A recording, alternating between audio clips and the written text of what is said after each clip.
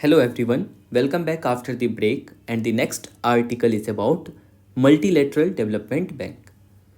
देखो I have already covered all the Multilateral Development Bank in a single video. आप जाके इस video को देख सकते हैं और इस वीडियो को मैंने कुछ इस तरीके से बनाया था जैसे आप कोई सामान खरीदते हो तो कैसे बाय 2 एंड गेट 4 की ऑफ़र रहती है, मतलब आप 2 के लिए पे करते हो और ओवरऑल बेनिफिट आपको होती है 6 की। सेम एज इट इज़ जब आप मल्टीलेटरल डेवलपमेंट बैंक को देखते हैं तो टोटल मल्टीलेटरल डेवलपमेंट बैंक हमारे पास 6 हैं। उस 6 में मेजरली आपको डिटेल में पढ़ना है only two like one is World Bank group, second one is IMF। और इसके बाद क्या होता है कि जैसे जैसे नीड पड़ी न्यू डेवलपमेंट बैंक बना, जैसे कि इसके बाद बना आसियान डेवलपमेंट बैंक। बैंक तो अलग बना बट इसकी all the functioning plus organizational structure बिल्कुल ADB की जो है वर्ल्ड बैंक ग्रुप की ये फोटोकॉपी है। मतलब जब आप वर्ल्ड बैंक ग्रुप पढ़ते हैं तो ऑटोमेटिकली ADB आपकी कवर हो जाती है। और same as it is after 2008 global financial crisis के बाद बनता है न्यू मल्टीलेटरल डेवलपमेंट बैंक, जिसमें कि हमने बनाया NDB, CRA एंड AIIB। तो ये भी क्या है, जस्ट लाइक तो वर्ल्ड बैंक ग्रुप की फ़ोटोकॉपी है NDB की फ़ोटोकॉपी बनी AIIB that is ASEAN infrastructure investment bank, और CRA है जस्ट लाइक IMF की फ़ोटोकॉपी। तो इस तरीके से आप देख रहे हैं क्या, यदि आप ओनली 2 बैंक को कवर कर लेते हैं, one is World Bank group, second one is IMF, तो all 6 multilateral development bank cover हो जाती है। सो हम पहले समझते हैं क्या, तो ये टोटल 6 था all the multilateral development bank, और समझते हैं इस आर्टिकल में क्या है और फिर से वापस आएंगे जब हमें इसकी ज़रूरत होगी थोड़ी बेसिक समझने की। तो है क्या, यहाँ पे फर्स्ट है कि strengthening multilateral development bank, first point ये है। एंड सेकेंड वन इज़ कुछ रिफॉर्म मल्टीलेटरल डेवलपमेंट बैंक की, जो कि India through out the year demand कर रहा है, India plus many global south countries की मल्टीलेटरल डेवलपमेंट बैंक में रिफॉर्म होनी चाहिए। वो रिफॉर्म एक लाइन की पॉइंट है, उसे समझ लेते हैं फिर आते हैं आर्टिकल पे। तो रिफॉर्म ये है कि जितने भी जो वर्ल्ड बैंक ग्रुप है इसमें मेजर वर्किंग होता है क्या, वोटिंग पावर से। किसी भी कंट्री को लोन देनी है, कोई न्यू रिफॉर्म लानी है, कोई न्यू प्लान के लिए मान लो फंड एलोकेट करनी है, तो उसके लिए वो सारी मुद्दा तभी आगे बढ़ेगी जब वोटिंग से उसे पास किया जाएगा। और सारा खेल यहीं पे है।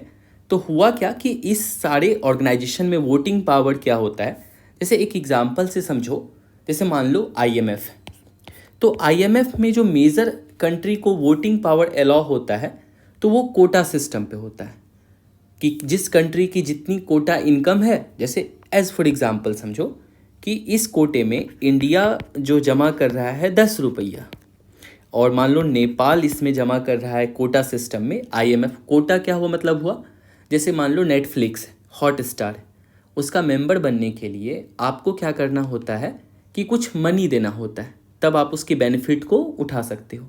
सेम वे में यदि आपको IMF की बेनिफिट उठानी है तो आपको एक मेंबरशिप फ़ी देनी होगी। तो मान लो इंडिया ने मेंबरशिप फ़ी 10 रुपीज़ दिया, नेपाल ने मेंबरशिप जो है ये 5 रुपीज़ दिया, तो इसको 10 रुपीज़ के अकॉर्डिंग ही इंडिया को वोटिंग राइट मिलेगा और इसको 5 रुपीज़ के अकॉर्डिंग ही वोटिंग राइट मिलेगा। इसका मतलब है कि नेपाल की वोटिंग राइट कम होगी विथ रिस्पेक्ट टू इंडिया। तो अब मेजर क्वेश्चन आपका होगा, तो नेपाल भी क्या करेगा, 10 रुपये पे कर देगा कोटा में, लेकिन ऐसा नहीं कर सकता है। कौन सी कंट्री कितना मनी पे करेगा ये डिपेंड करेगा। IMF ने एक फार्मूला दिया that is known as quota formula, जिसमें कि टोटल 4 क्राइटेरिया फॉलो किया जाता है। One is GDP, second one is openness, third one is variability, fourth one is international reserve. इसको डिटेल में अभी यहाँ पे नहीं समझेंगे हम लोग, ये ऑलरेडी मैंने वीडियो में कवर किया है, बट इसके बेसिस पे कोटा एलोकेट होता है कि कौन से। अब इससे सिंपल एक एनालॉजी लगा सकते हो, जिस कंट्री की जितनी ज़्यादा GDP होगी उसकी उतनी कोटा होगी, और जितनी ज़्यादा कोटा होगा उतनी ज़्यादा वोटिंग राइट होगी। एक इसमें क्या होता है कि वोटिंग राइट इनिशियल के समय में 250 बेसिक वोट सभी कंट्री को मिलता है। इसके बाद जितना अधिक कोटा की रकम होती है एडिशनल वोटिंग राइट मिलते चले जाता है। जैसे नेपाल है, इंडिया है, चाइना है, सभी कंट्री को इनिशियली में जैसे ही वो मेंबर बनेगा 250 वोट्स उसे मिलेगा, बट एडिशनल वोट मिलता है उसके बाद जितनी अमाउंट उसके पास होती है। ये सभी यहाँ तक बहुत क्लियर था, इसमें कोई प्रॉब्लम नहीं था। तो चूंकि ये सब बैंक इनिशियल में बना था, 1948 से ये सारे बैंक वर्क कर रहे हैं, उस समय यूएसए मेजर पावर हुआ करता था, तो यूएसए के पास मैक्सिमम वोट था। तो उस समय के यदि हम बात करें इंडिया की, तो इंडिया की यदि कंपेयर करो, जैसे कि India is a founding member of world Bank group, तो इंडिया की उस समय की जीडीपी जो थी बहुत कम थी, तो उसकी उस समय वोटिंग पावर कम रही होगी। लेकिन आज हम कंपेयर करें तो आज इंडिया की जो है जीडीपी काफ़ी बढ़ गई है, तो इसका मतलब है इंडिया की वोटिंग राइट अब क्या होनी चाहिए, बढ़नी चाहिए। लेकिन टोटल वोटिंग राइट तो 100% ही है। इसका मतलब है यदि इंडिया की वोटिंग राइट हम बढ़ाएंगे तो किसी और कंट्री की वोटिंग राइट को घटाना पड़ेगा। तो इसको जब घटाएंगे तो, और ये यूएसए, चाइना, ये सब कंट्री होने देना नहीं चाह रहा है। उसे लगता है कि जैसे यूएसए के पास 16.5% वोटिंग राइट है, और इसका अपना ही है जापान के पास 6.25% है। मतलब ये दोनों अपना वोटिंग राइट कम नहीं करेगा और बाकी सारे कंट्री के वोटिंग राइट को बढ़ने नहीं दिया जा रहा है। यह एक मेजर, इस तरह की जितनी भी ये मल्टीलेटरल डेवलपमेंट बैंक है उसमें यही प्रॉब्लम्स है कि यूएसए का दबदबा उसमें बढ़ा पड़ा है और वो किसी और कंट्री का वोटिंग राइट को इंक्रीज होने देना नहीं चाह रहा है। तो यह एक मेजर रिफॉर्म की मांग इंडिया इनिशियली स्टार्टिंग से करते आ रहा है। सेकेंड बात चलते हैं, अब इसमें क्या, तो इस अब आर्टिकल में कहता है क्या, मल्टीलेटरल डेवलपमेंट बैंक को स्ट्रेंथन करना है, मजबूत करना है। यहाँ तक कैसे पहुँचे, इसके लिए पॉइंट मेंशन्ड है। हम एक फ़ंड बनाना चाहते हैं और अभी मल्टीलेटरल डेवलपमेंट बैंक को किस तरह से वर्क करना चाहिए वो एज प्रोसीड करेंगे इस आर्टिकल में, तो समझ जाएंगे। पहले देखते हैं न्यूज़ में क्यों था ये। तो न्यूज़ में इसलिए है कि जैसा कि आपको अभी पता है कि रिसेंटली हमने अभी जो है G20 की जो है समिट लेवल मीटिंग को होस्ट किया। समिट लेवल मीटिंग के बियॉन्ड भी कई तरह की मीटिंग होती है। तो अभी रिसेंटली में हमने 9 से 10 सितंबर को G20 की समिट लेवल मीटिंग को ऑर्गेनाइज किया। जब भी समिट लेवल की मीटिंग की हम बात करते हैं तो इसको अटेंड करते हैं heads of state. Heads of state मतलब होता है आइदर प्राइम मिनिस्टर और प्रेसिडेंट, जिस कंट्री की जैसी सिस्टम है, बिल्कुल जो हेड्स ऑफ स्टेट है, हेड्स ऑफ कंट्री है, वही समिट लेवल को और अटेंड करते हैं। बाकी ये G20 की meeting through out the year चलेगी। जैसे मान लो इसके बाद हो गया अक्टूबर में ट्रेड मिनिस्ट्री की मीटिंग, या इससे पहले जैसे मान लो जस्टिस मिनिस्ट्री की मीटिंग हुई। इस तरह से कई सारे मीटिंग्स होती है। तो इंडिया ने as a president of G20, presidency India के पास है, इंडिया ने एक इंडिपेंडेंट एक्सपर्ट ग्रुप बनाया था और इस ग्रुप ने जो है एक रिपोर्ट पब्लिश किया और उस रिपोर्ट में ये कहा गया कि मल्टीलेटरल डेवलपमेंट बैंक को कैसे स्ट्रेंथन करना है। तो कहता है recently independent group constituted by Indian G20 presidency, उसने प्रेजेंट किया volume 1 of report on harnessing the potential of multilateral development bank. कैसे हम मल्टीलेटरल डेवलपमेंट की पोटेंशियल को, उसकी बेनिफिट को मोर एंड मोर यूज कर सकते हैं, ये उसने रिपोर्ट में बताया। थोड़ी सी बात यहाँ पे कर रहा है आर्टिकल मल्टीलेटरल डेवलपमेंट बैंक के बारे में। हमने ऑलरेडी देख लिया, यह एक सुपर नेशनल इंस्टीट्यूशन है जिसमें कि ऑलमोस्ट पूरी दुनिया के सभी कंट्री उसके मेंबर हैं। और उसके बाद एग्जाम्पल्स में ये बताता है कुछ प्रोमिनेंट मल्टीलेटरल डेवलपमेंट बैंक है, जैसे world bank, ADB, NDB, AIIB, ये सभी इम्पोर्टेंट मल्टीलेटरल डेवलपमेंट बैंक। हालांकि मैंने आपको ऑल 6 मल्टीलेटरल डेवलपमेंट बैंक के बारे में बता दिया। रिपोर्ट कहता है क्या कि एक triple agenda multilateral development bank को अपनाना चाहिए। वो ट्रिपल एजेंडा कुछ इस प्रकार से होगा कि उसे एडॉप्ट करना चाहिए ट्रिपल मैंडेट, जिसमें कि वो बात करे कि पॉवर्टी को एलिमिनेट कर दिया जाएगा, प्रॉस्पेरिटी को बूस्ट किया जाएगा और GPG means global public goods जो है इसके लिए सभी कंट्री मिलके कंट्रीब्यूट करेंगे, एक दूसरे के साथ शेयर करेंगे। सो एडॉप्टिंग अ ट्रिपल मैंडेट, ये कौन कर रहा है? ये रिपोर्ट में बता रहा है जो इंडिपेंडेंट एक्सपर्ट ग्रुप है, इनका कहना है कि अभी मल्टीलेटरल डेवलपमेंट बैंक को एडॉप्ट करना चाहिए एक ट्रिपल मैंडेट, बिकॉज दुनिया की ये नीड है, जिसमें कि हमें ये अभी प्रेजेंटली में फोकस करना होगा। पॉवर्टी को एलिमिनेट करना होगा, बूस्ट करना होगा प्रॉस्पेरिटी को, और कंट्रीब्यूट करना होगा जीपीजी। क्या होता है ये जीपीजी? Global public goods. तो ऐसी गुड्स, ऐसी सामान जिसकी बेनिफिट जो है अफेक्ट करे all the citizens of world. जैसे मान लो कोविड आया, कोविड में मेडिसिन थी, medicine is the global public goods जो कि पूरी दुनिया के सिटीजन्स को ज़रूरत है। जैसे खाना हुआ, फूड हुआ, बुक्स हुआ, this is known as the global public goods. तो इन चीज़ों को अचीव करने के लिए ज़रूरत होगी मनी की। ये मनी कहाँ से आएगी? तो रिपोर्ट कहता है कि ये जो मल्टीलेटरल डेवलपमेंट बैंक्स हैं उनको क्या करना चाहिए? 3x मतलब ट्रिपल कर देना चाहिए सस्टेनेबल लेंडिंग को बाय 2030। सस्टेनेबल लेंडिंग का मतलब होता है क्या? ऐसा लेंडिंग जिसको कि हम लोग ग्रीन लेंडिंग भी कहते हैं, मतलब जिसे यूटिलाइज्ड किया जाए इन्वायरमेंटल बेनिफिट के लिए। सो इस तरह की जो भी इन्वायरमेंटल बेनिफिट लेंडिंग होगी उसे ट्रिपल एक्स कर देना चाहिए, 3 टाइम्स इंक्रीज कर देना चाहिए। और इसके लिए मैकेनिज़्म किस तरह से हमें अपनाना होगा? तो मैकेनिज़्म में बोल रहा है क्या? एक थर्ड फंडिंग मैकेनिज़्म होनी चाहिए जिसमें कि प्राइवेट प्लेयर्स, कुछ जो पर्सन्स उसमें इन्वेस्ट करना चाहते हैं वो राजी खुशी कर सकते हैं। So funding mechanism, third funding mechanism that permits flexible and innovative arrangement for purposefully engaging with investors. बात करते हैं कि सिग्निफिकेंस क्या है। अब यहाँ से जो बात है, वेदर इट इज़ सिग्निफिकेंस की हो या तो फिर इशूज़ की बात हो, ये और recommendations to strengthen multilateral development bank, इसका अब करंट से कोई लेना देना नहीं है। यदि आपने ऑलरेडी पहले कवर किया है या आप जब मेरी वो वीडियो देखेंगे तो सेम एज इट इज़ ये चीज़ हर आर्टिकल्स में आपको रिपीटेशन देखने को मिलेगा। सिग्निफिकेंस भी सेम है। सिग्निफिकेंस मतलब क्या इंपॉर्टेंस है इसकी? तो ये हिस्ट्री को बता रहे हैं कि कब कब मल्टीलेटरल डेवलपमेंट बैंक ने हेल्प किया सोसाइटी को आगे उभरने के लिए। जैसे एग्जांपल बताता है, यह international pillar to stabilize the global economy. Global economy में जब भी प्रॉब्लम्स आती है उसे स्टेबलाइज करने के लिए ढेर सारी मनी को ग्रांट और लोन के तौर पे डिफरेंट कंट्री को देता है। एग्जांपल में बताता है कि जब 2008 में ग्लोबल फाइनेंशियल क्राइसिस आया तो मल्टीलेटरल डेवलपमेंट बैंक ने $222 बिलियन दिया। अभी रिसेंट में कोविड पीरियड जब आया था तो कई सारे इंस्टीट्यूशंस ने इंडिया को भी बहुत हेल्प किया। $1 बिलियन हमें जो है क्या AIIB से मिला। तो ऐसे बहुत सारे ऑर्गेनाइज, चाहे वर्ल्ड बैंक ग्रुप हो, ये सभी डिफरेंट कंट्री को हेल्प करते रहते हैं।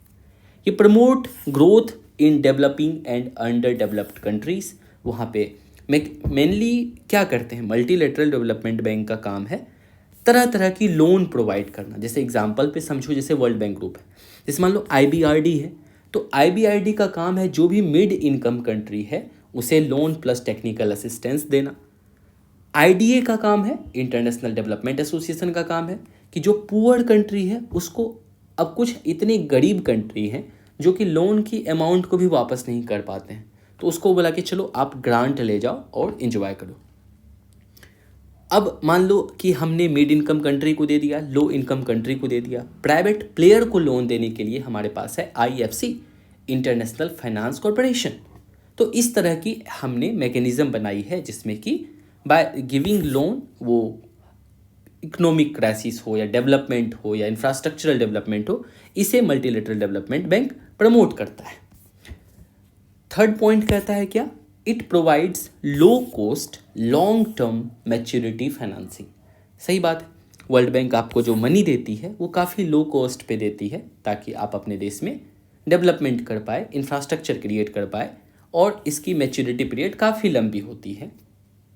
सो this 3 are the significance of multilateral development bank. अब बात करते हैं इशूज़ क्या क्या मल्टीलेटरल डेवलपमेंट बैंक के साथ चल रहा है। एक तो कहता है क्या? Structural issue with the multilateral development bank. Structural issue जो मैंने अभी थोड़ी देर पहले चर्चा किया, जिसमें कि वोटिंग राइट में रिफॉर्म होना सबसे ग्रेट डिमांड आज के समय की है। उसके बाद कहता है क्या, आउटडेटेड फ्रेमवर्क हो चुका है। Regional focus on some MDBs, MDB का रीजनल फोकस रहता है। Regional focus in the sense जो अपर में कंट्री है, मेनली मान लो यूएसए, जापान जिसको चाहेगा उसी कंट्री को लोन मोस्ट प्रोबेबली मिलता है। Insufficient competition and coordination among multilateral development bank, आपस में कोई कोऑर्डिनेशंस नहीं है। So these are the issues. And next बात करते हैं न्यू क्रॉस बॉर्डर चैलेंजेस। आज के समय में जिस समय मल्टीलेटरल डेवलपमेंट बना उस समय की जो नीड थी वो डिफरेंट थी।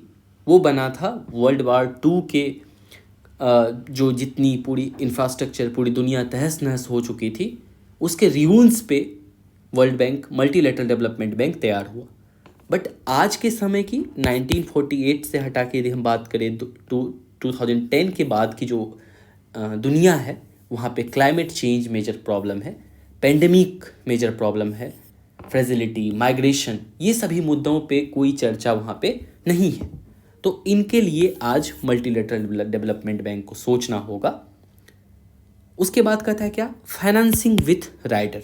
ये सबसे बड़ी जो है ना आउटफ्लो है एमडीबीज़ की।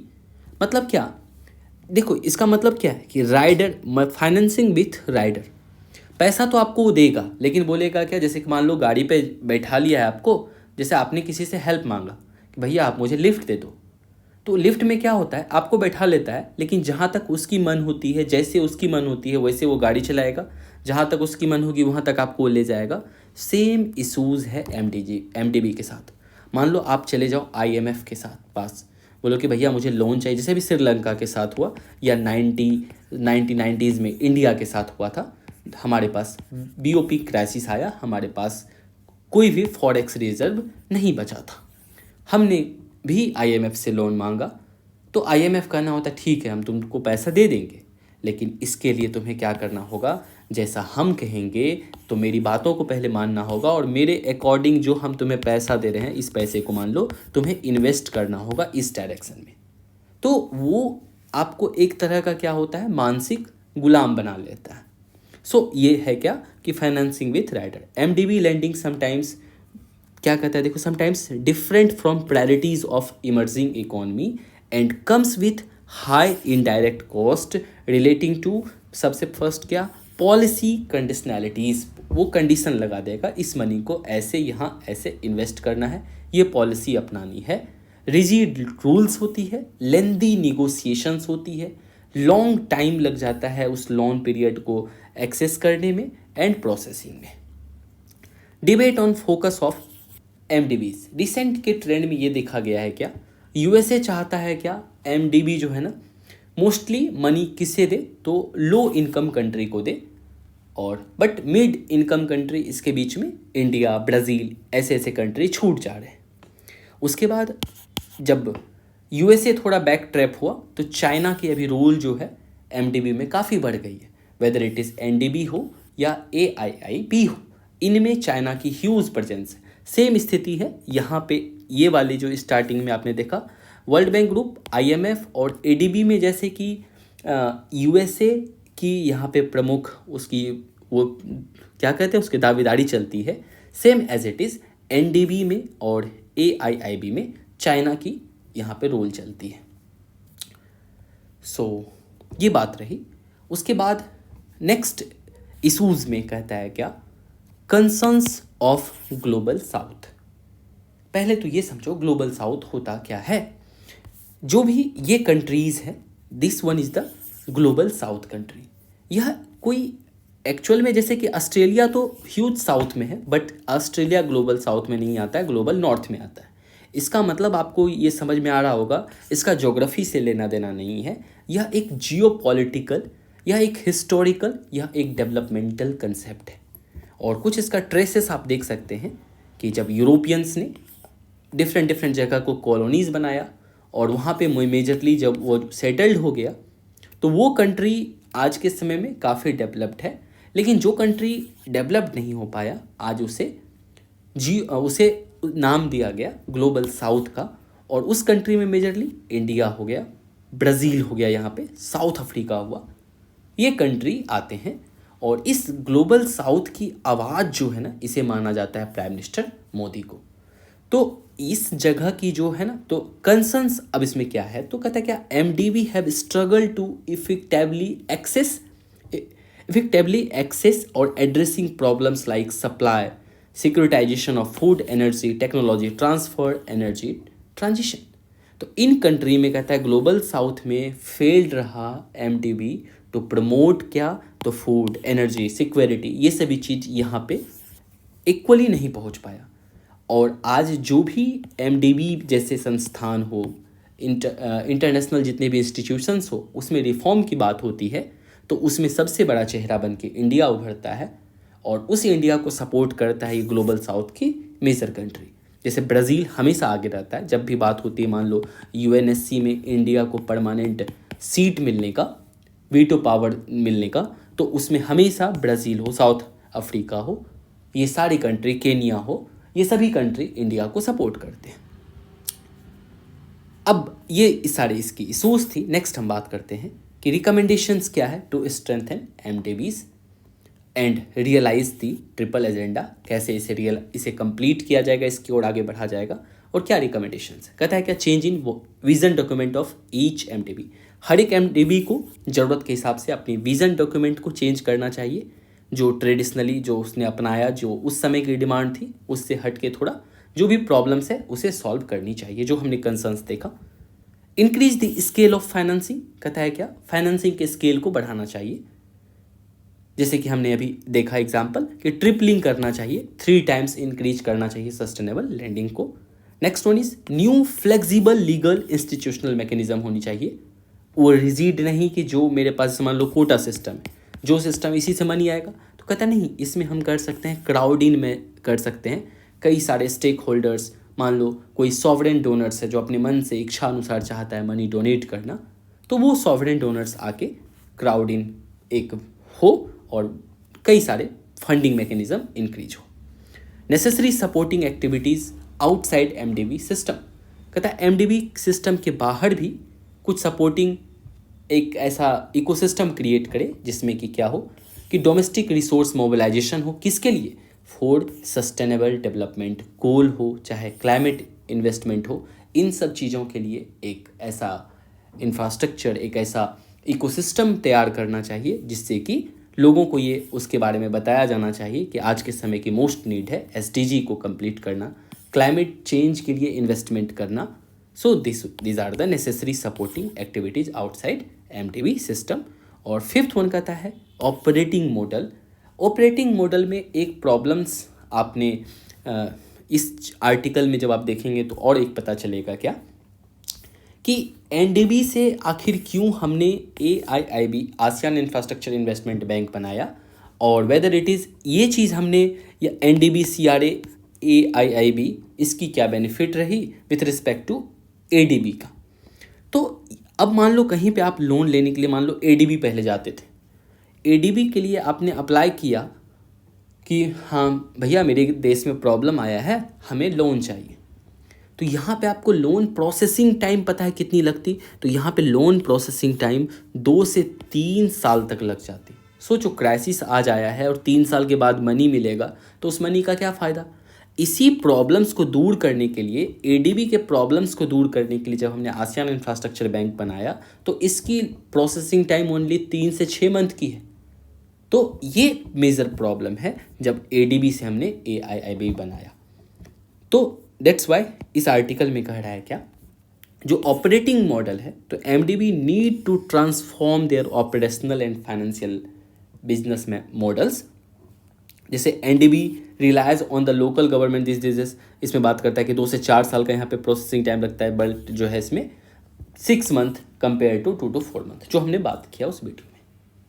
सो this are the everything about strengthening multilateral development bank, and the next article is about Shanghai Cooperation Organization. So यह न्यूज़ में क्यों है, तो लाइक G20 SCO की भी प्रेसिडेंसी 2023 के लिए इंडिया के पास है। बट इस आर्टिकल में प्रॉब्लम क्या है, देखो विज़न ने एसईओ की बेसिक्स को काफ़ी अच्छे से इस आर्टिकल में कवर किया है, बट ये जो समिट हुई, इस समिट की क्या आउटकम्स निकली, इस पार्ट को विज़न ने मिस कर दिया है। तो हम लोग बोथ एस्पेक्ट को समझेंगे कि इस समिट की क्या आउटकम्स निकली प्लस एसईओ की बेसिक्स क्या है। बट थर्ड इम्पॉर्टेंट थिंग भी हम समझेंगे कि कोई भी चीज़ पढ़ने से पहले कि ये और है क्यों, मतलब यदि एससीओ के बारे में हमें पढ़ना है तो क्यों एससीओ बना, संघाई कोऑपरेशन ऑर्गेनाइजेशन की ज़रूरत क्या पड़ी। तो देखो इसकी भी थोड़ी हिस्ट्री समझते हैं।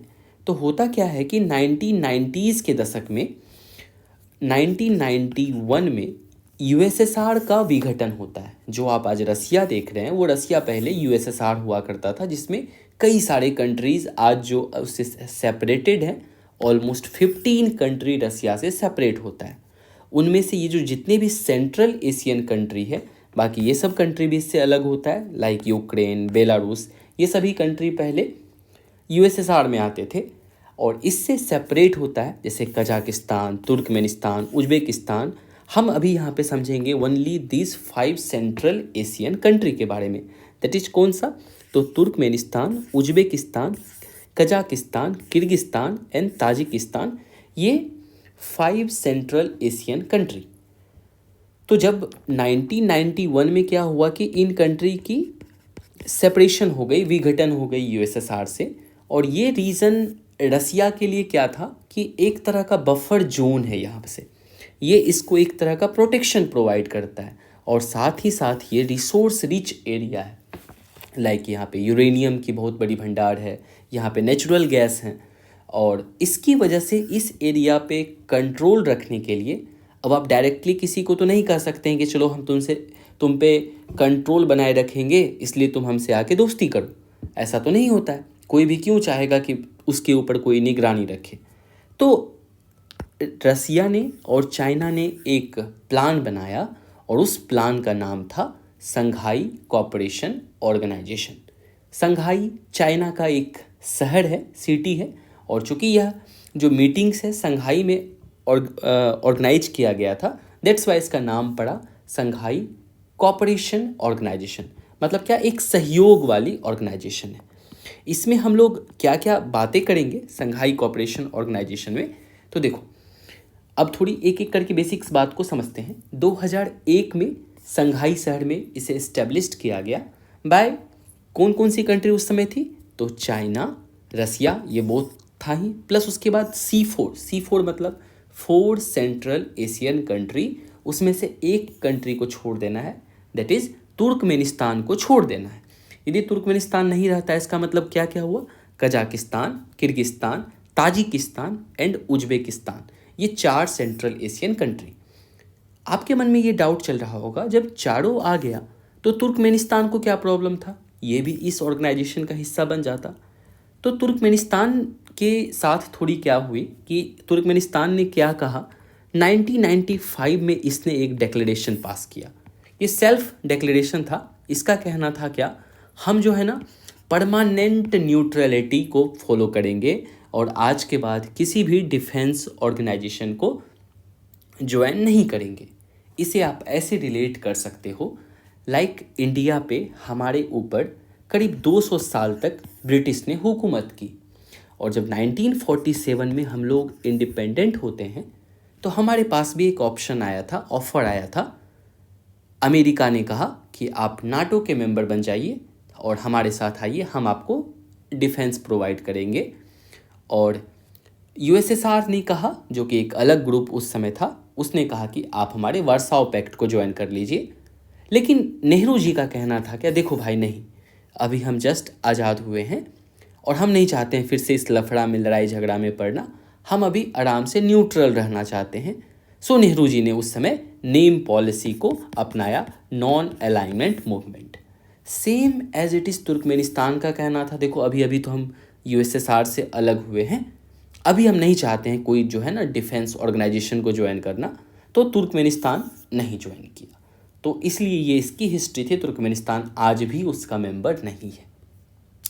यह एक कैसा ऑर्गेनाइजेशन है? यह एक परमानेंट इंटर गवर्नमेंटल पॉलिटिकल है, इकोनॉमिक प्लस मिलिट्री ऑर्गेनाइजेशन, यहाँ पे इस पॉइंट को ध्यान रखना है, it is a military organisation also, political, economic and military organisation. आज के समय में इसकी मेंबर की संख्या 9 हो चुकी है। कैसे कैसे बढ़ा, ये तो इसके फाउंडिंग मेंबर थे, चाइना, रसिया प्लस 4 सेंट्रल एशियन कंट्री। उसके बाद इंडिया इसका मेंबर बनता है, देन आफ्टर पाकिस्तान। और रिसेंटली इस मीटिंग में जो कि इंडिया ने होस्ट किया 23rd समिट को, जो हम लोग यहाँ पे पढ़ने वाले हैं, दैट इज़ ये जो आप देख रहे हैं यहाँ पे 23rd समिट जुलाई में 5 जुलाई को कंक्लूडेड हुआ है। तो इस समिट को इंडिया ने होस्ट किया और यहाँ पे ईरान जो है ऑफिशियल 9th मेंबर बनता है। तो टोटल अब कितना हो गया, तो संघाई कोऑपरेशन ऑर्गेनाइजेशन की मेंबर की संख्या अब हो गई टोटल 9। इसकी ऑब्जेक्टिव्स क्या है, यदि इसकी ऑब्जेक्टिव्स पे ध्यान डालें तो बस वही जो कि इंडिया की एक तरह की हमारी पॉलिसी गुजराल डॉक्ट्रिन थी, जिसमें कि हम अपने पड़ोसी देशों के साथ एक कॉपरेशन वाली पॉलिसी अपनाए हुए थे। ये भी कुछ उसी तरह की पॉलिसी है, जिसमें कि बात करता है कि हम लोग जो पड़ोसी हैं ना, वो भाईचारा बनी रहे, मतलब strengthening mutual trust plus neighbourliness among member state. और क्या करना है, प्रमोट करना है इफेक्टिव कॉपरेशन सहयोग कहाँ पे, तो हम लोग व्यापार में सहयोग करेंगे, इकोनॉमी में, पॉलिटिक्स में, रिसर्च एंड टेक्नोलॉजी में, प्लस कल्चर में। देन आफ्टर क्या बताया गया इसमें, उसमें बोला कि हम लोग इन्हांस टाइज इन, अपनी जो दोस्ती है उसे और आगे बढ़ाएंगे, किस एरिया में, तो एजुकेशन के सेक्टर में, एनर्जी के सेक्टर में, transport, tourism plus environmental protection. उसके बाद मेजर जो सिक्योरिटी की बात हुई, जो कि बफर जोन की तरह चाइना और रसिया दोनों देखता है इस एरिया को, तो बोला क्या उसमें, यहाँ पे हम लोग मेंटेन करेंगे क्या, peace, security and stability in the region. Then after बताया गया कि establishment of a democratic, fair, rational, new international political and economic order, जिसमें कि हम दोनों एक दूसरे की सॉवरेनिटी को इंश्योर करेंगे, उसको हम लोग उस पर कोई खतरा नहीं करेंगे कि कोई किसी के टेरिटरी पे मान लो इन्वेड कर दिया, तो एक दोस्ती बनी रहे। ये ऑब्जेक्टिव के साथ संघाई कोऑपरेशन ऑर्गेनाइजेशन बनाया गया। बात करते हैं अब थोड़ी सी इस आर्टिकल पे आते हैं। तो अभी इंडिया ने क्या किया, यहाँ पे आप उस जितनी बातें अभी हमने डिस्कस किया, यहाँ आप इसमें देख सकते हैं। टोटल हमारे पास अभी 9 मेंबर है, ईरान ऑफिशियल मेंबर इसमें बना है। संघाई समिट 2001 में हुई और ये सेम चीज़ हमने इसको डिस्कस कर लिया। अब बात करते हैं कि न्यूज़ में क्या था। तो 23rd समिट था यह, जो कि कंक्लूड हुआ कब, तो ये 5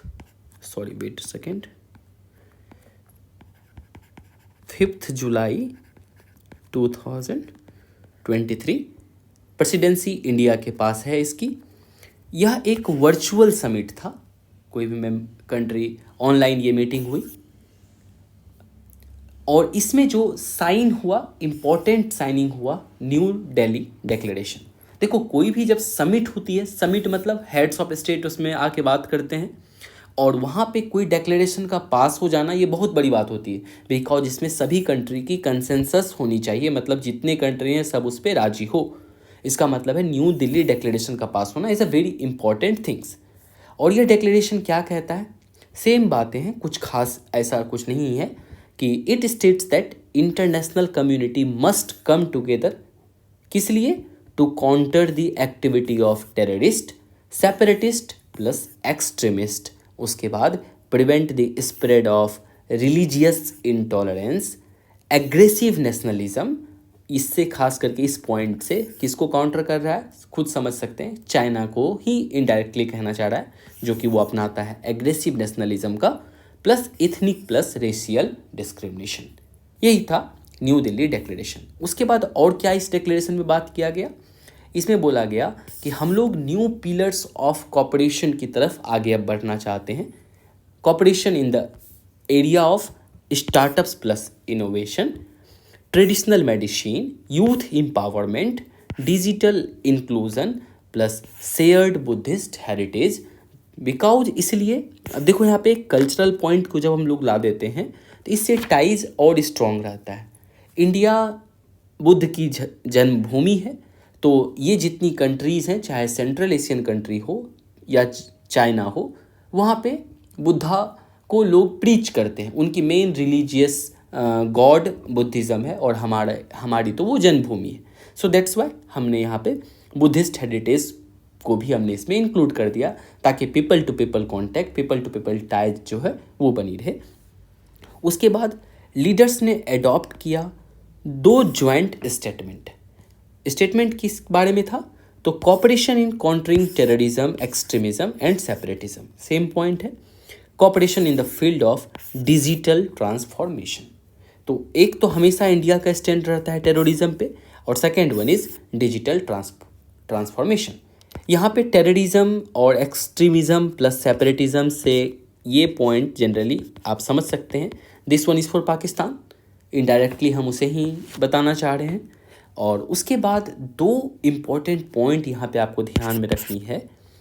चूँकि एससीओ का मेंबर चाइना है और एससीओ चाइना को बहुत ज़्यादा फंडिंग करता है बेल्ट एंड रोड इनिशिएटिव के लिए, बट और इसी मीटिंग में इंडिया को भी कहा जा रहा था कि आप जो है इस BRI प्रोजेक्ट का हिस्सा बनिए, बट आप समझ रहे हैं ये इंडिया के सिक्योरिटी के लिए सबसे बड़ा कंसर्न है। हम तो ओपनली इसे अपोज करते हैं, जहाँ जहाँ बेल्ट एंड रोड इनिशिएटिव के तहत चाइना आता है हम उस जगह पे और अपनी तरह से प्रयास करके उसको काउंटर करना चाहते हैं, तो हम इसको कैसे सपोर्ट कर सकते हैं। चाइना चाह रहा था कि हम इसे सपोर्ट करें, लेकिन इंडिया ने डायरेक्टली कहा कि India refuse to be the part of belt and road initiative. India opposed BRI streams from its POK region. तो इंडिया ने ये भी कहा, अपोज किया कि उसकी जो स्ट्रीम है BRI की एक ब्रांच जो है, जो कि POK रीजन से जा रही है, जो कि डिस्प्यूटेड रीजन है, जो इंडिया का पार्ट है, उस पार्ट से BRI China Pakistan economic corridor जो पास हो रहा है उसको इंडिया ने उस पर अपोज किया। और इंडिया कहता है it is the violation of sovereignty. ये कुछ इम्पोर्टेंट पॉइंट था, आउटकम्स था, जो कि ये आउटकम्स निकला वर्चुअल समिट ऑफ SCO। उसके बाद कुछ और हाईलाइट पॉइंट है समिट के बारे में। तो थीम क्या था इस समिट का, तो टुवार्ड्स अ सिक्योर्ड SCO। यहाँ पे सिक्योर का मतलब मीनिंग वाली सिक्योर नहीं है, कुछ इसका एक्रोनीम दिया गया है, और इसकी एक्रोनीम हमारे प्राइम मिनिस्टर साहब दिए हैं, और मोदी जी एक्रोनीम देने में बहुत मास्टरी है उनमें। आप हर इंटरनेशनल ऑर्गेनाइजेशन में जाएंगे तो बहुत, वो भी ऐसा नहीं, शानदार एक्रोनीम देते हैं। तो उसने SCO के लिए बोला कि सिक्योर मतलब SECURE, that is security, economic development, connectivity, unity, respect for sovereignty, territorial integrity and environmental protection. इन यदि सिर्फ ये कीवर्ड को आप देखिए, जो सिक्योर जो acronym prime minister of India Modi ji ने दिया, तो इस सिर्फ एक्रोनिम से आप पूरी की पूरी SCO की इम्पोर्टेंस समझ सकते हैं। इसी एरिया पे तो SCO बना ही है, security, economic development, connectivity, unity, respect for sovereignty and environmental protection. यही हमने ऑब्जेक्टिव्स भी देखा था और यही एक्रोनिम भी है। नेक्स्ट, इसे वर्चुअली कंडक्ट किया गया, प्रेसिडेंसी इंडिया के पास है और ईरान इसका 9th परमानेंट मेंबर बनता है। अब बात करते हैं कि सिग्निफिकेंस क्या है SCO की। तो फर्स्ट पॉइंट कहता है जियोपॉलिटिकल सिग्निफिकेंस फॉर इंडिया। जब भी IR में बात होती है जियोपॉलिटिकल की, इसका मतलब है कि ज्योग्राफी की वजह से क्या पॉलिटिकल सिग्निफिकेंस है। तो लाइक अभी क्या है, तो कहता है क्या, through multi alignment and maintaining strategic autonomy it allows India to be the part of alternative economic structure. जैसा कि अभी क्या हुआ है, USA ने ईरान एंड रसिया पे सैंक्शन लगाया हुआ है। सो कहता है क्या, इंडिया के लिए अभी एक अच्छा अपॉर्चुनिटी है और इंडिया के पास जो है पूरी सेंट्रल एशिया की मार्केट ओपन है। सो इंडिया यहाँ से बूस्ट कर सकता है, अपनी इकोनॉमिक गेन को अचीव कर सकता है। उसके बाद कहता है क्या, fostering regional stability, peace and security. Obviously हमारे ये एक्सटेंडेड नेबरहुड में ये सारी कंट्री आते हैं, तो हम पीस एंड सिक्योरिटी को एस्टेब्लिश कर सकते हैं इस रीजन से। Then after Strengthening bilateral relation, it facilitates communication between India and other regional country like China, Pakistan. हम इन कंट्री से बात कर सकते हैं. रीजनल जो हमारी जो बायलेटरल रिलेशन है इसे हम इम्प्रूव कर सकते हैं. प्रमोट कर सकते हैं रीजनल कनेक्टिविटी को. लाइक आपने एक प्रोजेक्ट देखा होगा, हमने पिछले मंथ के आर्टिकल में काफ़ी डिटेल से हमने बात किया था तापी पाइपलाइन के बारे में, INSTC के बारे में बात किया था, international north south transport corridor के बारे में, चाबहार पोर्ट के बारे में. यह हमारी जो है क्या कुछ इनिशिएटिव्स है जिसके थ्रू हम रीजनल कनेक्टिविटी को बढ़ाना चाहते हैं. तापी पाइपलाइन के थ्रू हम लोग क्या कर रहे हैं, तो तुर्कमेनिस्तान अफगानिस्तान टू पाकिस्तान होते हुए गैस पाइपलाइन को ला रहे हैं. तो ये प्रमोट करेगा रीजनल कनेक्टिविटी को. Promote regional trade and cultural ties. Simple सी पॉइंट है, रीजनल ट्रेड बढ़ेगी, कल्चरल टाइज, जैसा कि आपने देखा बुद्धिज़्म हमारे बीच एक कॉमन लिंक रिलीजियन है. और उसके बाद गवर्नमेंट ऑफ इंडिया के भी इनिशिएटिव, काशी और Varanasi has been declared the first tourism and cultural capital of SCO. ये हमारी एक बहुत अच्छी इनिशिएटिव रही कि हमने काशी वाराणसी को बोला कि यह कैपिटल सिटी होगा, कल्चरल और टूरिज्म कैपिटल होगा SCO का. Fostering counter terrorism effort. तो SCO की एक इम्पॉर्टेंट इनिशिएटिव थी रेट्स मतलब है रीजनल एंटी टेररिस्ट स्ट्रक्चर. इसकी हेडक्वार्टर बिस्केक में है, बिस्केक किर्गिस्तान की कैपिटल है. यह ऑपरेट करता है विथ SCO चार्टर और Shanghai convention on combating terrorism. Mainly यह वर्क करता है टेररिज्म और सेपरेटिज्म, एक्सट्रीमिज्म को कर्ब करने के लिए. कहीं पे ऐसी इनिशिएटिव हो रही है तो उसे ख़त्म कैसे किया जाए, उस कंट्री को फोर्स किया. जैसे मान लो पाकिस्तान में टेररिस्ट एक्टिविटी बढ़ रहा है तो सभी मेंबर कंट्री पाकिस्तान को बोलेंगे आप उस पर जो है रेगुलेट कीजिए, बहुत ज़्यादा हो रहा है वो, उसको ख़त्म कीजिए. उसके बाद कॉम्बैटिंग इलिसिट ड्रग ट्रेड. जैसा कि आपको पता है गोल्डन ट्रायंगल, जिसमें कि अफ़गानिस्तान, पाकिस्तान, ये रीजन जो है वहाँ पे काफ़ी कई मात्रा में अफ़ीम की प्रोडक्शन होती है. तो सो कहता है क्या, combating illicit drug, 80% of opium and heroin supplies that originates from Afghanistan Pakistan region can be collectively tackled by SCO country. Access to strategic mineral resource.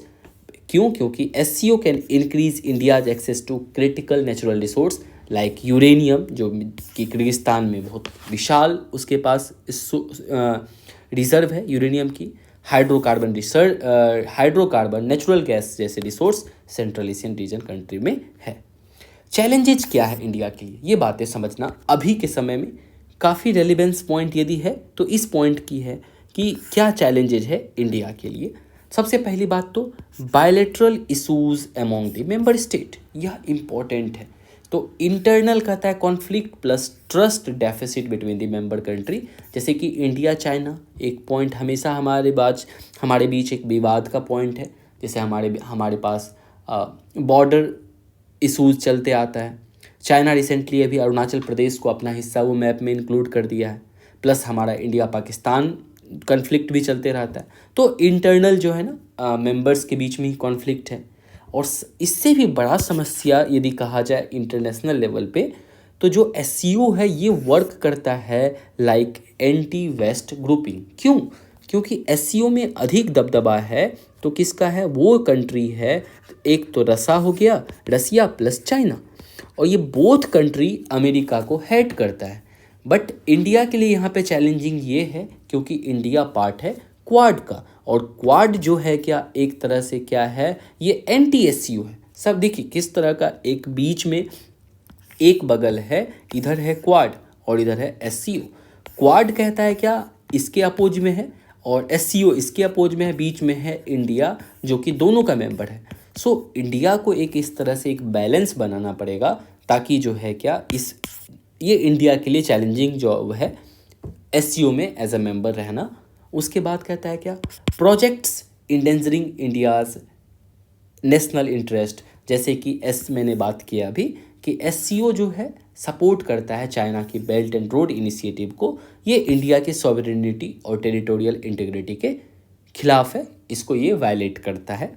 Structural challenges क्या है कि SCO के अंदर में कभी भी बायलैटरल डिस्प्यूट को डिस्कस करना अलाउ नहीं है.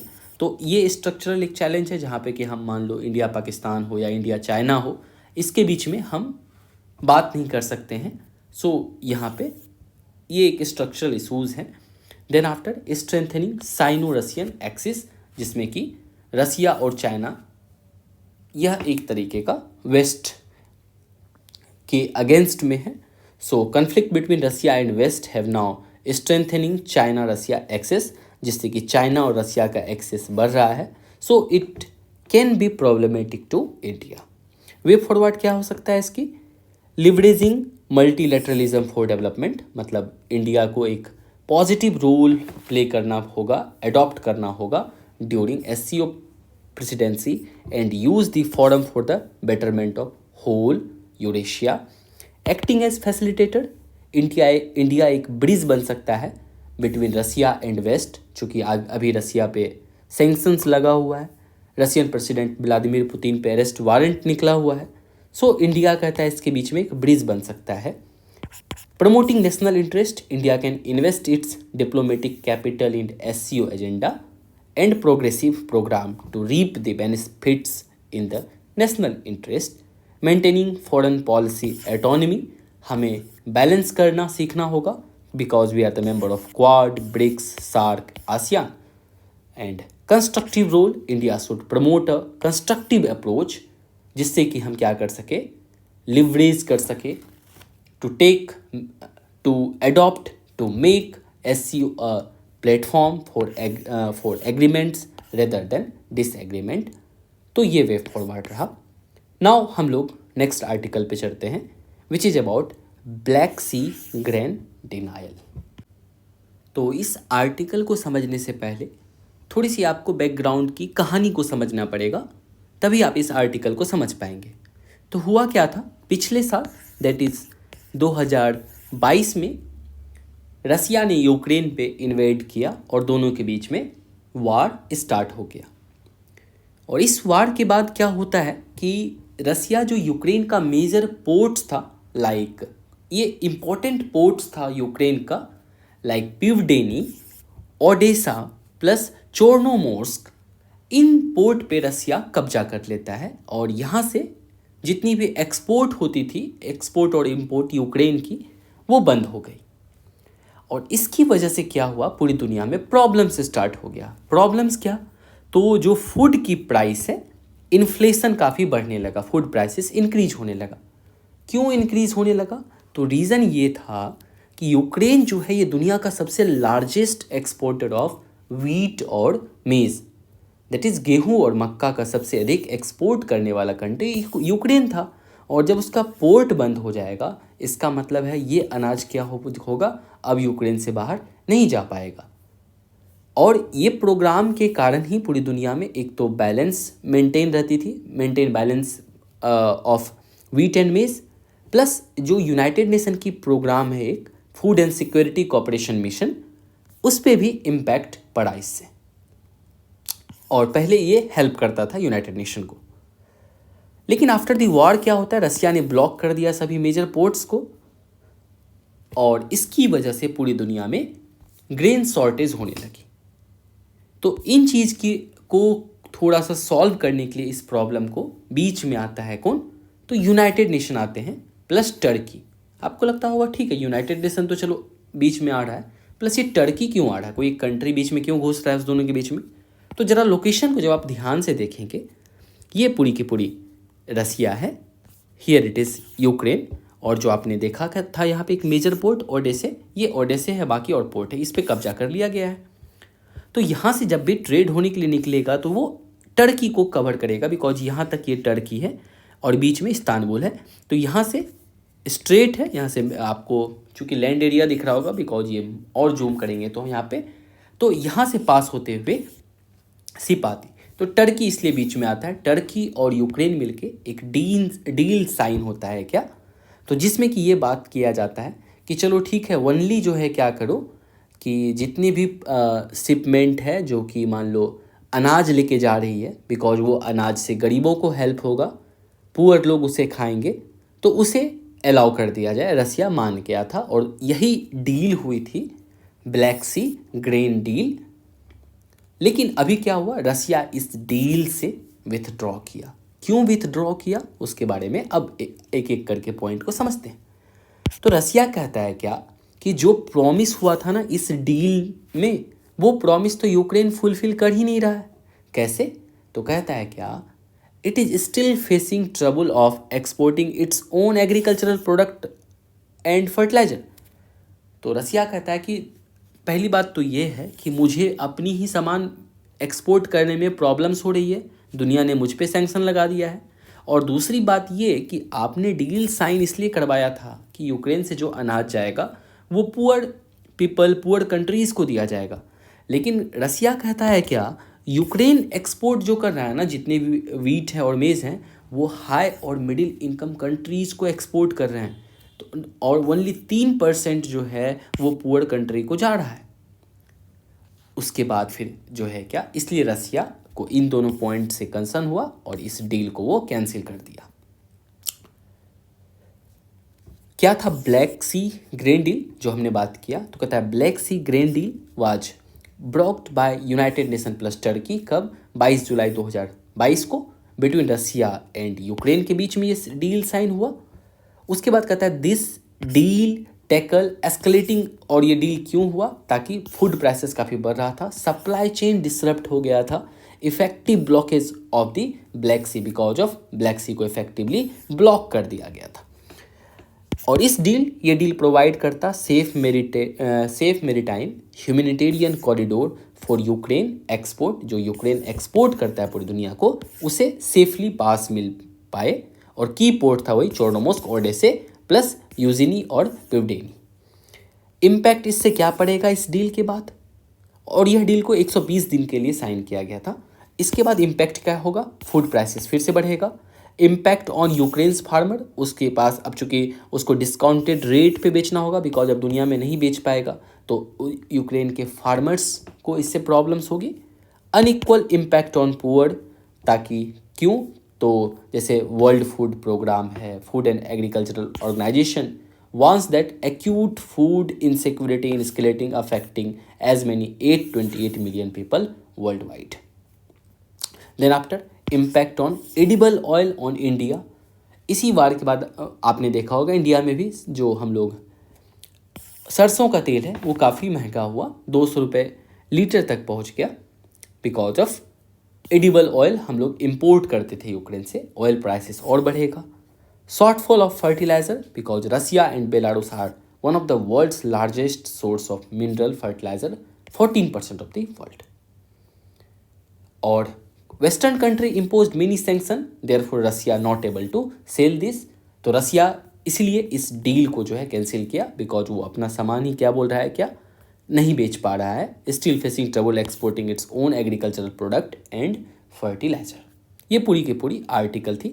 वे फॉरवर्ड क्या है? तो कहता है क्या, international cooperation is needed to solve ever increasing conflict between Russia and Ukraine. किसी भी तरह से वार की समाप्ति ही इंसानियत के लिए अच्छी चीज़ें हैं। Strengthening and reform, United nation में भी रिफॉर्म की ज़रूरत है, और strengthening the global food supply chain.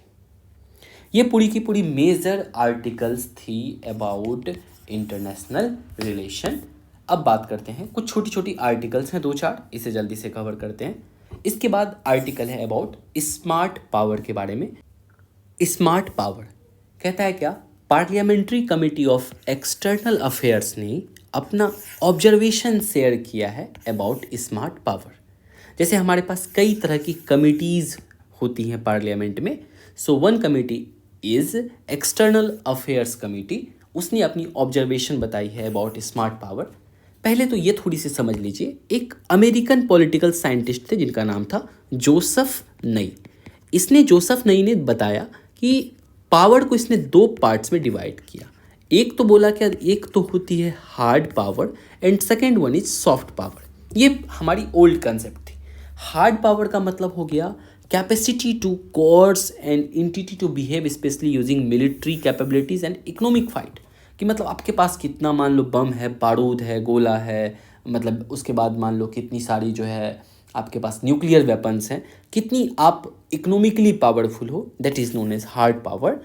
और बोला कि दूसरी तरह की पावर होती है जिसे कहते हैं सॉफ्ट पावर, जो कि आप किसी कंट्री की वो कल्चरल एबिलिटी होती है, किसी कंट्री की वो एबिलिटी होती है कि पूरी दुनिया को वो इन्फ्लुएंस कर दे। जैसे मान लो एग्जाम्पल, जब कभी बात होगी बुद्धिज़्म की तो इंडिया क्या करेगा, इसे एक सॉफ्ट पावर की तरह जो है पूरी दुनिया में इस्तेमाल करेगा, चाहे वो पूरी की पूरी चाइना हो, म्यांमार हो, जितने भी मान लो साउथ ईस्ट कंट्रीज़ हो, वहाँ पे Buddhism is a major religion. तो ये हमारी एक सॉफ्ट पावर है।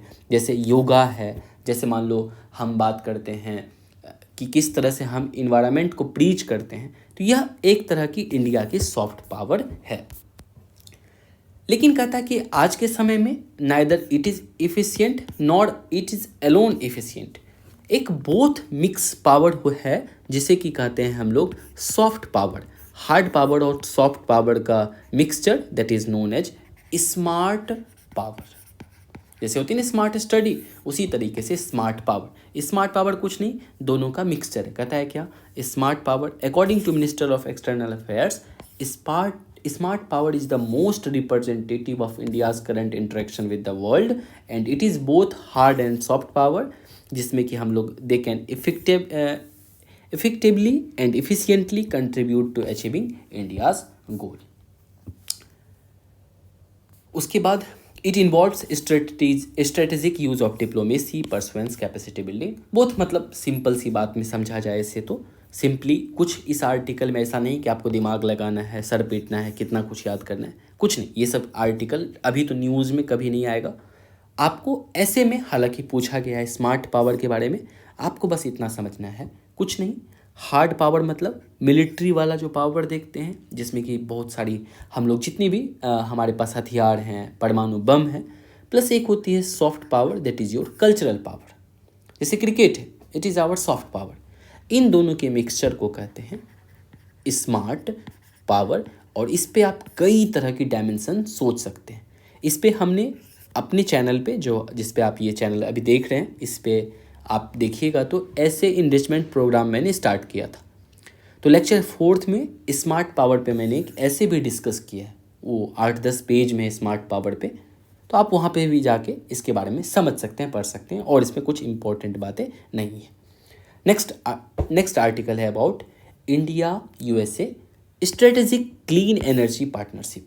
तो देखो 2021 में अनाउंस किया गया था एजेंडा 2030, जिसमें कि हम लोग बात कर रहे थे कि कैसे अपनी जो हमारी जो हम अचीव कर सकते हैं, क्या चीज़, क्लाइमेट एंड क्लीन एनर्जी गोल को till 2030।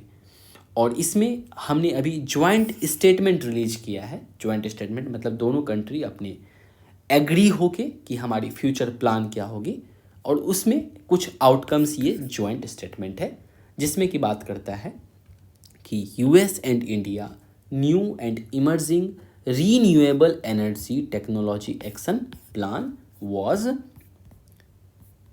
was launched to accelerate the development of critical technology to advance common ambitious clean energy goal। तो जो क्रिटिकल टेक्नोलॉजी है उसे लॉन्च किया जाएगा। उसके बाद establishment of public private energy storage task force and related efforts to support large scale integration of renewable energy पे हम लोग एक टास्क फोर्स भी बना रहे हैं। उसके बाद launched phase 2 of south Asian group of energy that is SAGE to deepen the engagement between India and agencies of US national laboratories। Next, both sides agreed to work towards developing net zero village in India, जहाँ पे कि net zero मतलब जितना carbon मान लो निकलेगा उतना वो क्या इमिट होगा, उतना ही उसे सिक्वेस्ट्रेट कर लिया जाएगा। Addition to carbon capture, utilisation and storage as a work stream under the emerging fuel and technology pillar. And the next article is about India UAE relation. तो इंडिया एंड यूएई ने अभी recently एक pact sign किया है, जिसके according अब जो है हम ट्रेड कर सकते हैं इन लोकल करेंसी में। अभी आपने रिसेंटली कई कंट्री के साथ देखा होगा कि इंडिया ने इस तरह का पैक्ट साइन किया है, सो दैट रूपी can also become a international currency like dollar हुआ या फिर चाइनीज़ येन हुआ, रेनबिनबे हुआ, पाउंड स्टर्लिन हुआ, सेम एज इट इज़ रुपी भी बने, वो रुपी का इंटरनेशनलाइजेशन हो। और क्या कहता है की हाइलाइट्स ऑफ दिस पैक्ट, तो India UAE have signed a pact to establish किया जाएगा लोकल करेंसी सेटलमेंट सिस्टम, जिसके थ्रू इंडियन करेंसी आईएनआर और यूएई का जो दिरहम है फॉर क्रॉस बॉर्डर ट्रांजेक्शन के लिए यूज़ किया जाएगा। कहता है क्या LCC that is local currency settlement system, वो इनेबल करेगा एक्सपोर्टर्स एंड इम्पोर्टर्स को कि आप जो है जैसे मान लो इंडियन है तो वो रुपीज़ में ही पेमेंट कर देंगे, फिर मान लो उधर से जितने भी यूएई वाले हैं वो दिरहम में पेमेंट कर देंगे। तो बीच में अब डॉलर की कोई ज़रूरत नहीं है कि पहले आप रुपीज़ को डॉलर में कन्वर्ट कीजिए, फिर डॉलर की पेमेंट कीजिए, फिर दिरहम को वहाँ के लोग डॉलर में कन्वर्ट करते देन आफ्टर पेमेंट करते। इन सिस्टम को अब हम फॉलो नहीं करेंगे। कहता है क्या उसके बाद both side agreed to link, हम आप देखते होंगे जैसे आज आप कहीं पे भी ऑनलाइन जैसे पेमेंट करते हैं यूपीआई के थ्रू, तो दोनों ने एग्री हुआ है बोथ कंट्री कि हम लोग जो लिंक करेंगे जो कि इंडियाज़ की यूनिफाइड पेमेंट सिस्टम है with UAE's instant payment system that is UAE का है आईपीपी, इसे लिंक किया जाएगा। So this is the article about India UAE relation. And the next article, थोड़ी सी सिग्निफिकेंस क्या है यूएई के बारे में, तो ये हमारा थर्ड लार्जेस्ट ट्रेडिंग पार्टनर है और कहता है क्या 2022 से 23 के लिए ये हमारे पास ये जो है यूएई हमारा सेकेंड लार्जेस्ट एक्सपोर्ट डेस्टिनेशन था फॉर इंडिया। और हमने रिसेंटली यूएई के साथ जो है सीईपीए भी साइन किया that is comprehensive economic partnership agreement. क्या होता है सीईपीए का मतलब, यह एक तरह का फ्री ट्रेड एग्रीमेंट का बड़ा भाई है। मतलब इतना समझ लो, जब free trade agreement matured state पे जाता है तो उस एग्रीमेंट को कहते हैं comprehensive economic partnership agreement. Wait some time, अपना इकोनॉमिक्स का फाउंडेशनल कोर्स भी आ रहा है जिसमें कि हम लोग first chapter trade and agreement ही स्टार्ट करेंगे, तो आपको इनिशियली में सारे एग्रीमेंट को मैं बताऊंगा काफ़ी इनोवेटिव तरीके से। सो तब तक के लिए वेट कीजिए और बस अभी के लिए इतना समझ सकते हैं, यह एक तरीके का फ्री ट्रेड एग्रीमेंट का बड़ा भाई है, बस इतना ही। नेक्स्ट आर्टिकल अबाउट है बिम्स्टेक के बारे में। यह भी एक रीजनल ऑर्गेनाइजेशन है। कैसा ऑर्गेनाइजेशन, तो जैसा कि इसके नाम में ही क्लियर है, क्या नाम है, तो bay of Bengal initiative for multi sectoral technical and economic cooperation. मतलब वे ऑफ बंगाल रीजन में जो सारे कंट्री आते हैं उसका एक ग्रुप है जो कि economic cooperation plus regional economic cooperation, regional cooperation, technical, इसमें सहयोग करेगा इसके मेंबर कौन कौन है बिम्स्टेक के, तो Sri Lanka, India, Nepal, Bhutan, Bangladesh, Myanmar plus Thailand. यहाँ से बिम्स्टेक ऑर्गेनाइजेशन इंडिया के लिए काफ़ी इम्पोर्टेंट है because it is the reason of India's neighbourhood first policy plus आपको हमने पिछले आर्टिकल में दो इम्पॉर्टेंट फॉरेन पॉलिसी हमने डिस्कस किया था।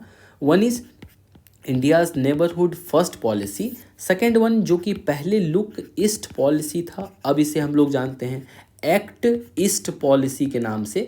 तो एक्ट ईस्ट पॉलिसी का कंट्री लाइक थाईलैंड, म्यांमार हुआ, प्लस उसके बाद हमारा ये जो है नेबरहुड कंट्रीज़ हुए, इनकी ये ग्रुपिंग है, तो ये हमारे लिए काफ़ी इम्पोर्टेंट है। अभी न्यूज़ में इसलिए था कि फर्स्ट एवर ऐसा ये फर्स्ट टाइम ऐसा हुआ कि इंडिया का जो फॉरेन मिनिस्टर लेवल जो समिट हुआ उस समिट को इंडियन फॉरेन मिनिस्टर ने अटेंड किया। और कहता है bay of Bengal initiative that is BIMSTEC foreign ministers meet conclude हुआ कहाँ पे, थाईलैंड में कंक्लूड होता है ये बिम्स्टेक की मीटिंग। और India has participated in first ever foreign ministers meeting of BIMSTEC. बाकी ये 1997 में यह ग्रुप बना। स्टार्टिंग में इसके मेंबर, इसका नाम था BIMSTEC that is Bangladesh, India, Sri Lanka, Thailand. इसमें आप देखते हैं म्यांमार, नेपाल और भूटान। ये म्यांमार तो 1997 में आता है, उसके बाद 2004 में नेपाल और भूटान इसका मेंबर बनता है और तब इसका नाम बन जाता है बिम्स्टेक। प्रिंसिपल क्या है, लाइक ईच रीजनल ऑर्गेनाइजेशन, जितनी भी रीजनल ऑर्गेनाइजेशन है उसकी सब की गोल यही होगी।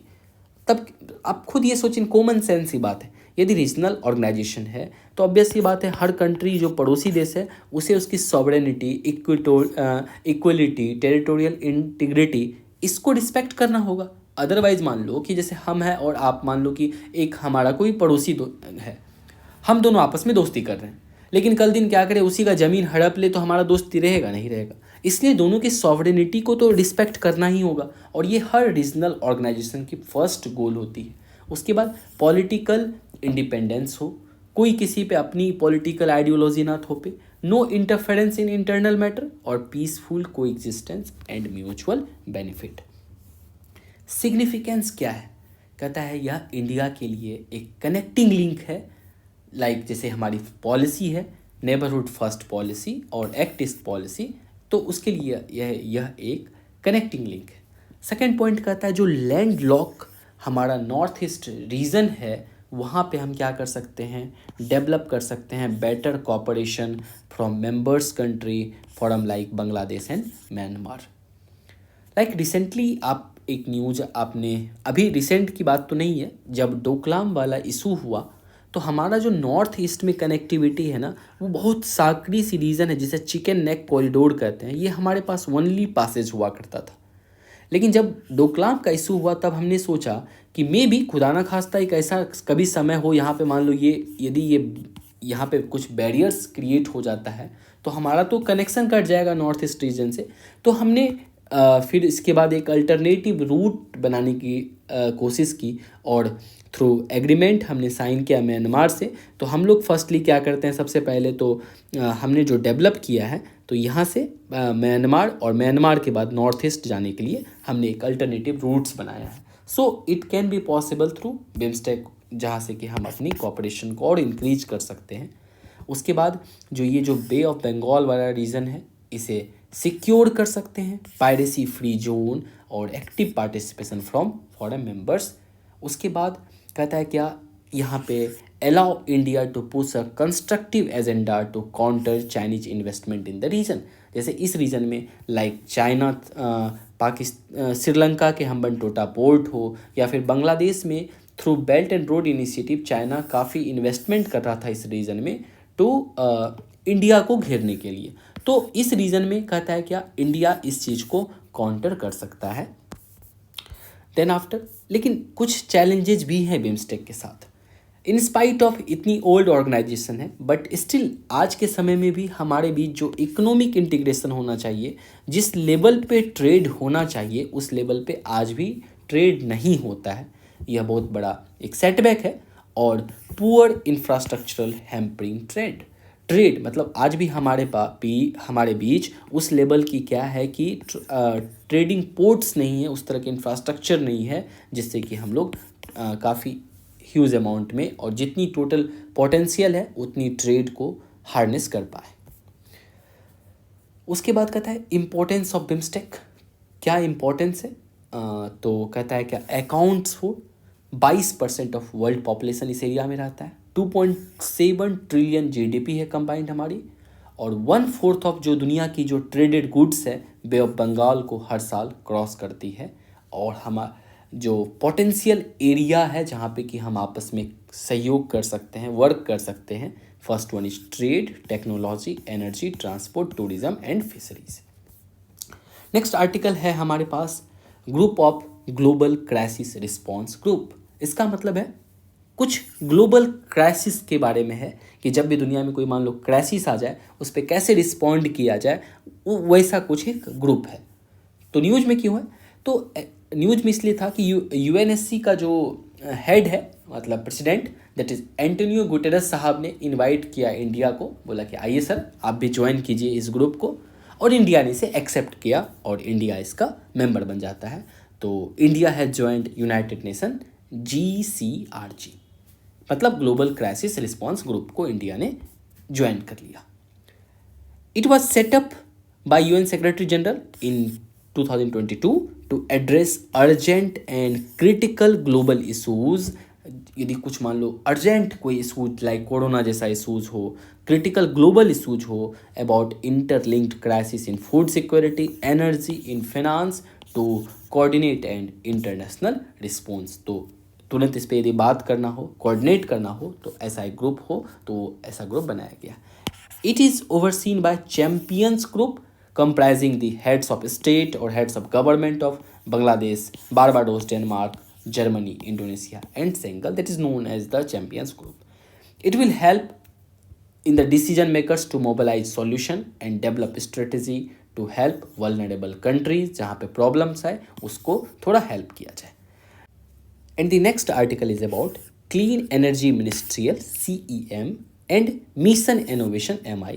अभी रिसेंटली इंडिया ने होस्ट किया 4th CEM and 8th mission innovation MI8 meeting को. इसकी थीम क्या थी? Advancing clean energy together. हम आपस में मिलके क्लीन एनर्जी को एडवांस करें.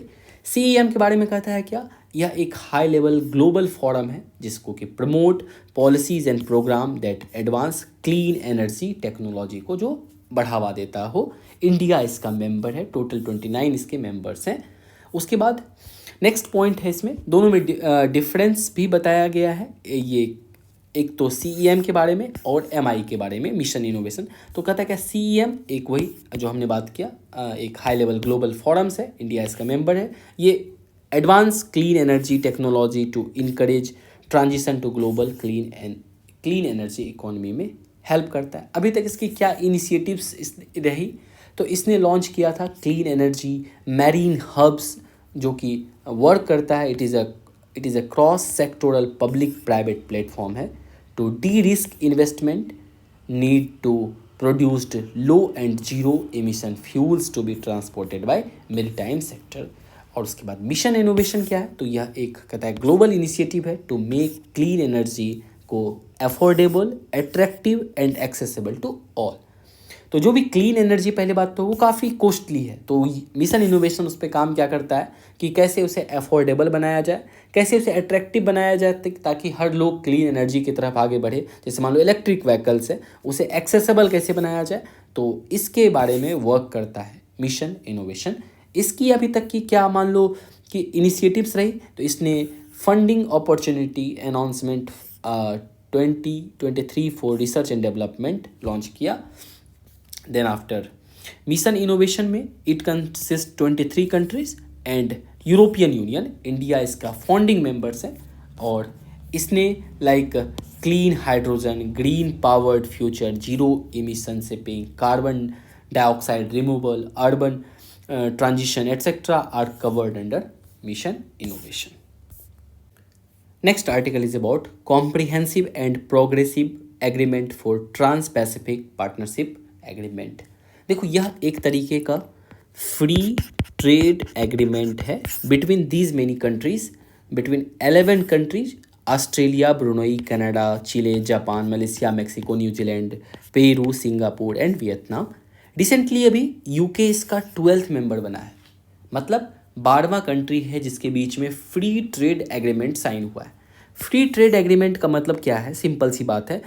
जैसे मान लो यहाँ पे इंडिया है, इधर है श्रीलंका है.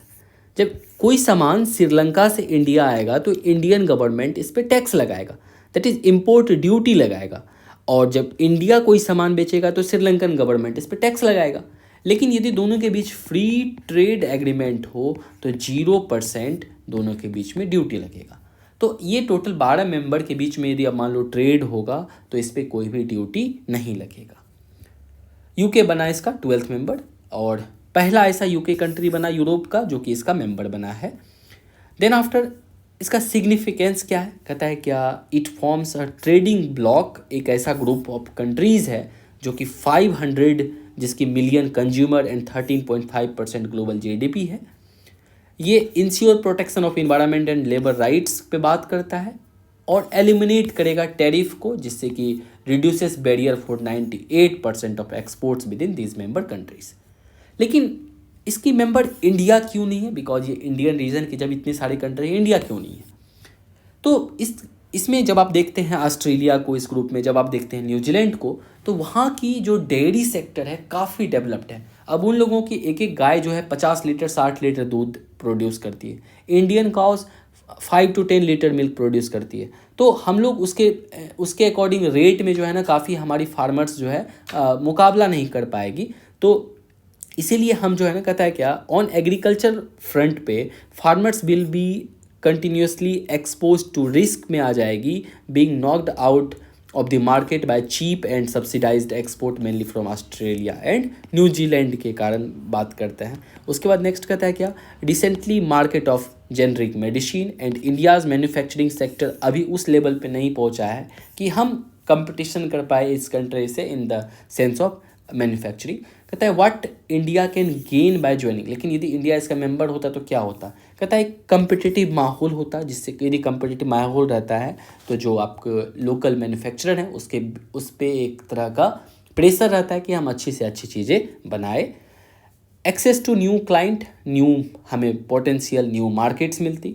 सो next market transparency and stability बनी रहती। अब उसके बाद कहता है क्या, CPTP would afford Indian service suppliers improved protection, predictability and transparency, जिसकी वजह से एक सिंपल सी बात है ना कि ट्रांसपेरेंसी बनी रहती, एक कंपटीशन रहता यदि हम इसके मेंबर रहते। लेकिन हम अभी इस लेवल पे अभी नहीं पहुँचे, that's why we doesn't sign this agreement.